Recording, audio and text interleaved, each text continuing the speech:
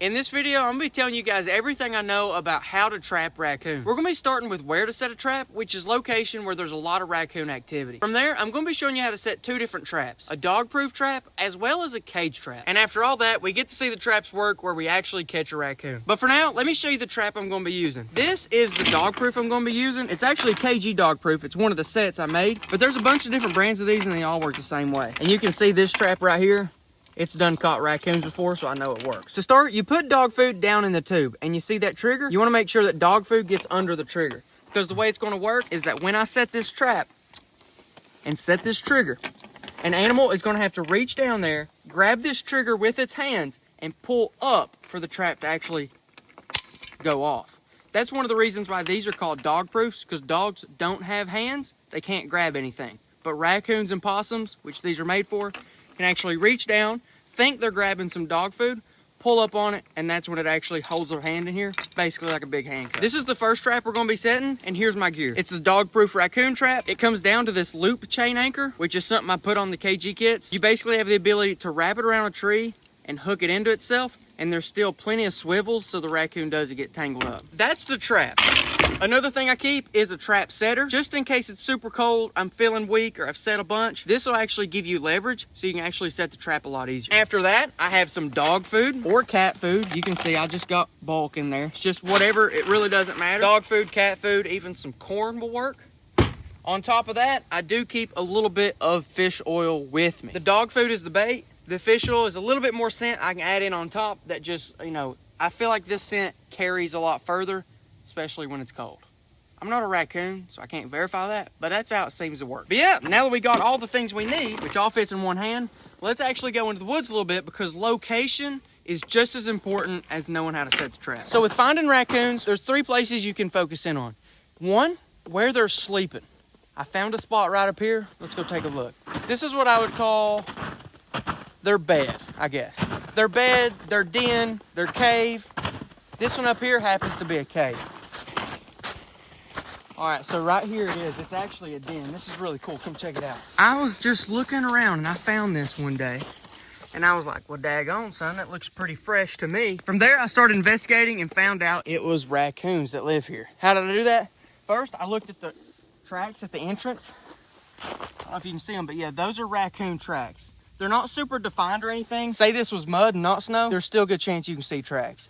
The other way, I set up a trail camera on it and I got pictures of raccoons coming in and out. Boom, I found it. Raccoons will den underground in a cave like that. They'll den in a big hollow tree. Anywhere that they can just snuggle up and get warm, they'll bed up in there. But once you find a spot like this or a big den tree, as long as it's there, there'll probably be raccoons there. So that's location number one. The trap here, just find a tree somewhere close, set the trap on it, boom, you're good. Probably a good chance to catch raccoons. Number two, the second location, on their feed. So we have their bedding, this is where they sleep, and then you can find their feed, where they feeding at. If it's a cornfield, great. You can find their trails, you know they're feeding there, great. Corn pile, that's a big one for deer hunters. If you know you got a corn pile out, bunch of raccoons in it, boom, you know where they're eating at. Maybe down by the creek, because raccoons love to eat fish. That's a good spot too. But if you're not exactly sure where they're eating at, that's when we need to look at what do raccoons eat. This is a big list of what raccoons eat. They'll eat pretty much anything they can, but in my experience, they like to be down creeks, they like fish, they like crawdads, they like free, easy food, whether it be corn, cornfield, dog food, cat food. If there's a raccoon at your house, eat your cat food, boom, that's a feeding area. You're in the right spot. Once you find where a raccoon's feeding at, just set up a good trap close by, and that's another time I think fish oil comes in handy, because if they have the choice of corn on the ground or corn in your trap, I think corn in the trap with a little bit of fish oil can bump it above the corn on the ground. That's another reason I like the fish oil. Third location, somewhere in between. You find a good trail, you maybe don't know where they're coming from, maybe don't know where they're going, but you know that's a coon trail, good spot. And now that you got location down, it's time to set the trap. Let's set the dog proof first. All right, so boom, we know we're in a good spot. We decided we want to set a trap here. With this KG style of trap, I'm gonna be looking for a tree. A tree about the size of your wrist or bigger. From here, we're gonna go down, say the trail's right here. I'm gonna go ahead and install my loop chain. Now, if you go buy these dog proofs pretty much anywhere else, you're not gonna get the loop chain. It's just gonna end with the swivel and you're gonna get something like this with a very similar trap. They're wanting you to either take a big stake and hammer and beat it down on the ground, which is fine, but I like to use the tree as the stake. So instead of having to bring a hammer and bring a stake, I have it built into the system. I'm just gonna wrap this around if it's a smaller tree, I'll even wrap it twice. I'll feed it through itself, tighten this down. Let's see here. Tighten down this quick link.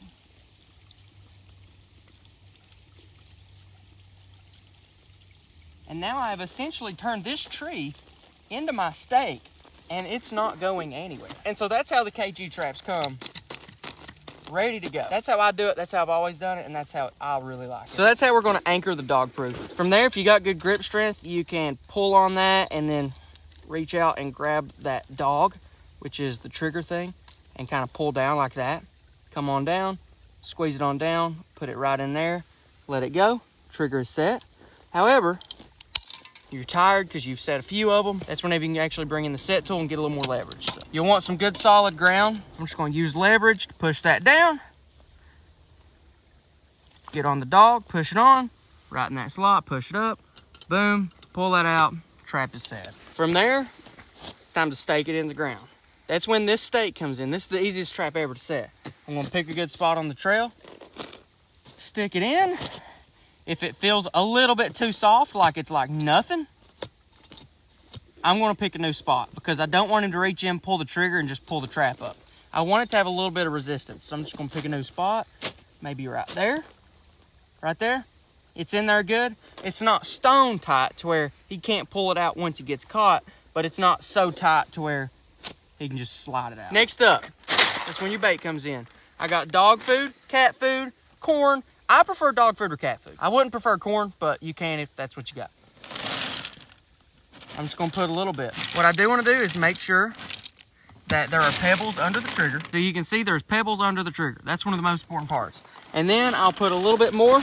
I'll put a few pebbles on the outside. So you don't have to fill it all the way up, because whether you fill it all the way up with food or you put that much food in it, they're still gonna get caught. From there, this will catch a lot of raccoons if the raccoon finds it.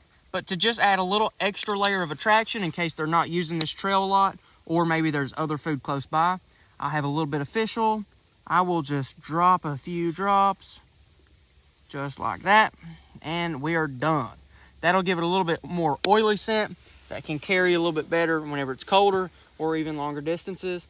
And honestly, boom, this trap is set. Really simple, really easy. But now let me go show you how to do a cage trap, which location wise is exactly the same. It's just the trap itself is the only difference. And before we move on to setting the cage trap, if you guys are interested in this raccoon trapping kit, it comes with 2 dog proofs with the loop chains already installed, a trap set tool, a 4-ounce bottle of fish oil, and a little Jesus. Everything you need to get started raccoon trapping, simple, fast, and easy. I'll put that first link in the description if that's something you're interested in. Now for the cage trap, it's very similar. You don't have to set it in like a specific spot. I try to get level. That's nice. I do like to do this.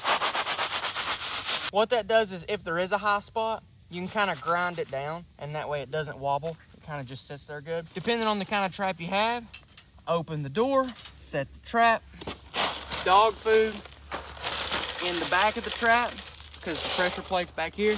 I may even do something like that. Put a few pebbles out in the front. If there is a competing food right there, like say there's a corn pile right there, once again, that's when I really like the fish oil. Come in here, don't even take much. Couple drops right there, nothing crazy, a little squirt, and that'll add a little more scent. Boom, you're done here. Cage traps are real easy. The biggest thing with trapping raccoons though is location. So if you're in the right spot, you should do pretty good. For us though, we'll catch you in the morning. We'll check these traps and we'll see if we caught anything. It is the next day, guys, and we got a raccoon right up here in the dog-proof trap. So let's head on up to him, and we'll show you what we got, because it's the trap we set yesterday, and it worked great. When you walk up to a raccoon like this in a trap, first thing you're going to see is the raccoon. You're going to be watching the raccoon. You're going to be saying, oh, my gosh, it's a raccoon. That's so cool. It's like a miniature grizzly bear, because it is. What you're not going to pay attention to is the trap circle, but that's what you need to pay attention to. This is the trap circle. It is the area he can get to.